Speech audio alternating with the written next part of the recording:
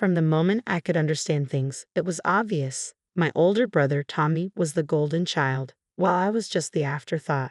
Nicole, make sure you're home by 3:30 to help your brother with his lunch, Mom would say nearly every morning before school. I was 12, he was 15, and apparently making his own sandwich was out of the question for our family's prodigy. But Mom, I want to join the art club after school, I'd plead, already knowing it was pointless. Your brother has football practice, she'd say with that final look, as if my voice barely registered. He needs proper nutrition, you know how important that is for him. Meanwhile, Tommy would be sprawled on the couch, tapping away on his latest iPhone, a birthday gift that made my hand-me-down flip phone feel like a relic. Yeah, Nikki, he'd smirk, not even glancing up. Be a good sister. Dad wasn't much different. Nicole, this is good practice for when you're a wife, he'd tell me, as though taking care of Tommy was the pinnacle of my aspirations. A woman needs to know how to take care of her family. Day after day, I'd rush home from school, throw together whatever Tommy wanted, iron his clothes for the next day, and try to cram in my homework. While I was buried in chores, Tommy would be off at one of his countless activities: football, debate club, computer programming. Mom and Dad made sure he had every opportunity they could dream up. The only person who seemed to truly see me was Grandma Rose. Her old Victorian house across town became my sanctuary. Whenever I could, I'd bike over there, racing through the tree-lined streets until her cozy wraparound porch came into view. There's my girl, she'd call from her garden, her silver hair glinting in the sunlight. In her house, there were no favorites, no golden children, just warmth, cookies, and love that didn't come with conditions. Her place was old and a little worn, with creaky floorboards and peeling wallpaper, but every imperfect inch felt like home, and the way Grandma treated us was what made it special. Whether it was Christmas, a birthday, or just a regular weekend, she made sure Tommy and I got the same treatment, the same thoughtful gifts, the same loving hugs. It drove Tommy absolutely crazy. One day, it all boiled over. It was Tommy's 16th birthday, and Grandma had gotten us both new tablets, identical high-quality ones. Tommy looked at his and exploded. "Are you kidding me?" he yelled, his face red with anger.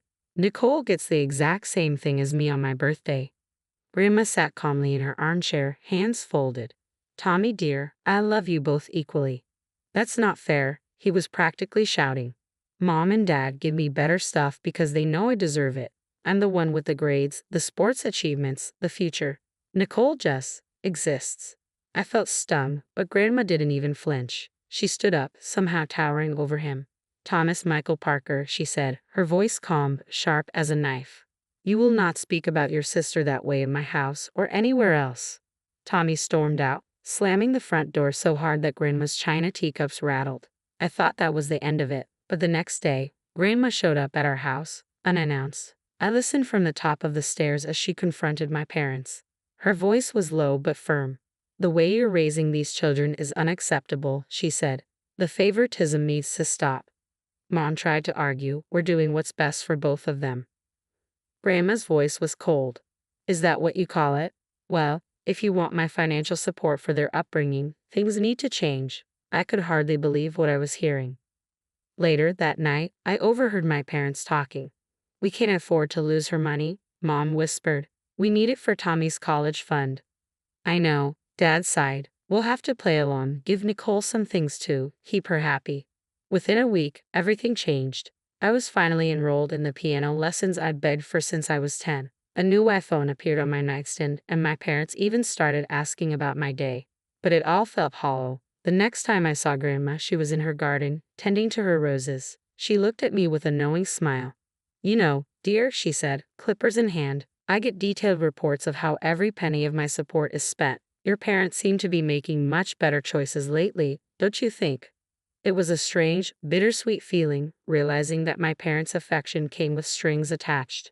They ask about my day, attend my school events, and buy me things, but I knew their hearts weren't in it. Their eyes still lit up in a different way when Tommy walked into the room. Eventually, I learned to accept it. At least now, I didn't have to spend every afternoon as Tommy's personal maid. When Tommy graduated high school and got into a university 3 hours away, it was like he'd won the Nobel Prize. Mom and Dad threw a huge party, inviting everyone they knew. Grandma Rose sat in the corner, watching with that knowing look in her eyes. For the first few months, family dinners were filled with tales of Tommy's college life, his professors, his bright future. Then one day, Dad came home waving an official-looking letter, his face purple with rage. Tommy was on academic probation, at risk of expulsion. All those study sessions he'd been boasting about had really been parties. Grandma Rose showed up the next day, angrier than I'd ever seen her. "If you don't get that boy in line," she told my parents, her voice like steel, "don't expect me to pay for another college when he gets himself kicked out." The threat of losing Grandma's support sent my parents into a panic. They drove to the university that weekend. Whatever they said must have shaken Tommy, because when he called home the next week, he sounded different, subdued. For once in his life, he'd had to face real consequences. By some miracle, he managed to pull his grades up enough to stay in school, and he eventually graduated. Meanwhile, I was accepted into the business management program at a nearby college. Grandma paid my tuition, though my parents barely seemed to notice. When I was in college, making the dean's list was celebrated with nothing more than a phone call from Grandma. 4 years flew by, and suddenly, it was graduation day. Grandma was there, beaming proudly. My parents showed up too, but they spent most of the ceremony talking about Tommy's new job. By then, I didn't care. I had my degree and, better yet, a job offer from Parker and Associates, one of the largest marketing firms in town. When Grandma Rose passed away, it felt like the world paused. At her funeral, I could have stopped staring at her garden, wondering who would care for her beloved roses now. A week later, we gathered in her attorney's office for the reading of her will. Tommy flew in from out of state, dressed in a pricey suit that made him look like a kid playing dress-up. Mom and Dad sat between us, as if they still needed to be referees after all these years. Mrs. Rose Parker's estate, the attorney began, is to be divided between her 2 grandchildren, Nicole and Thomas Parker. The division is to be decided by their own choice. One will receive the house and the other $500,000. The first choice goes to Thomas as the elder grandchild. Tommy actually laughed. "Is this a joke?" He looked around the room. "You really think I'd want that musty old house? I'll take the money. I've got big plans. I'm going to start my own business, show everyone what I can do. Nicole can have the house with all its weird smells and creaky floors." My heart raced. Grandma's house, my sanctuary all these years. "I'll take it," I said quietly but firmly. The next few years were a whirlwind of hard work and determination. I threw myself into my role at Parker and Associates, breaking sales records and eventually getting promoted to head of sales. Every salary increase went into renovating Grandma's house. I preserved its character while modernizing it, new wiring, new plumbing, and a state-of-the-art kitchen that still felt like it belonged in a Victorian home. I spent weekends learning everything I could about roses, keeping Grandma's garden alive. When the renovations were done, Mom and Dad visited. I watched as they walked through the restored rooms, their eyes wide at the crown molding, the gleaming hardwood floors, the gourmet kitchen. "This is incredible," Mom murmured, running her hand along the marble countertop. Dad nodded, then sighed. "It's a shame Tommy didn't take the house. This would have been perfect for him and his new wife."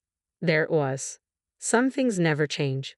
Speaking of which, Mom added with forced casualness, "Have you heard from your brother lately?" I hadn't. None of us had been invited to his wedding 6 months ago. He'd married in his wife's hometown, surrounded by her family and friends. Mom had shown me photos she found on Facebook, Tommy in a tux, his new wife Rebecca beaming in designer white.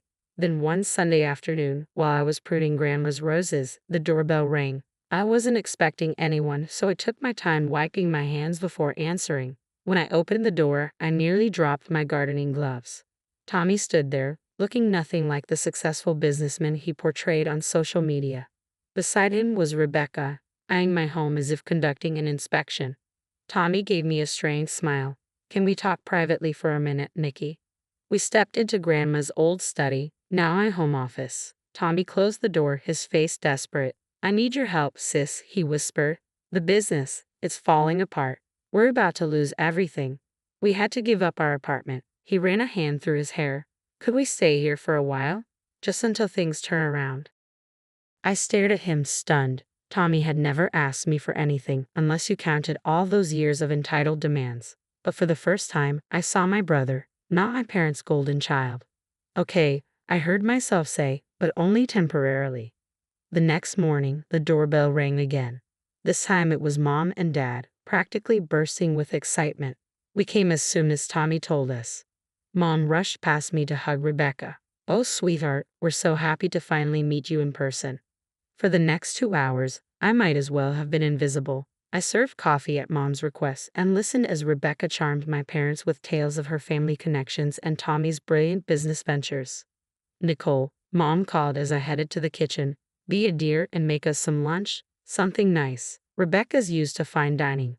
That set the tone for the weeks that followed. I'd come home from long days at work to find Tommy and Rebecca lounging in my living room waiting for dinner. One evening, as I walked through the door, Rebecca glanced up from her phone. "Aren't you going to start cooking?" she asked, barely looking at me. "We're starving." I had just worked a 12-hour day. I dropped my briefcase and replied, "Why don't you cook something?" Rebecca's head snapped up, her eyes narrowing. "Excuse me, you should be grateful we let you stay here at all. The least you could do is cook decent meals." I turned to Tommy, bewildered. He pulled me into the study, closing the door behind us. "Look," he whispered urgently, "Rebecca thinks this is my house, that I'm letting you stay here out of kindness. She comes from money, Nikki. She's used to a certain lifestyle. If she finds out I'm broke, she'll leave me." I stared at my brother, once so proud, now reduced to begging me to lie to his wife. "Fine," I finally said. "I won't tell her, but you two need to start treating me with respect in my own home. No more demands, no more attitude. Deal?" "Deal," Tommy said, relief washing over his face. True to his word, Tommy's demands for home-cooked meals stopped. Instead, I'd come home to find takeout containers from upscale restaurants scattered across my kitchen. Rebecca would lounge on the couch, picking at pad thai or sushi, barely acknowledging my presence. I didn't ask questions. I was just glad not to be playing chef after long days at the office. The arrangement worked for a while. They stayed out of my way, and I stayed out of theirs, until I got a call from Mom. "Nikki," she started, her tone sharp, "we need to discuss these restaurant bills. Tommy said you'd cover the expenses at the end of the month. It's almost $3,000. I nearly choked on my coffee. "Excuse me." "Well, you can't expect them to starve. Tommy told us you agreed to handle their food expenses while they're going through a rough patch. I've been putting it all on my credit card. I'll text you the account details for the transfer."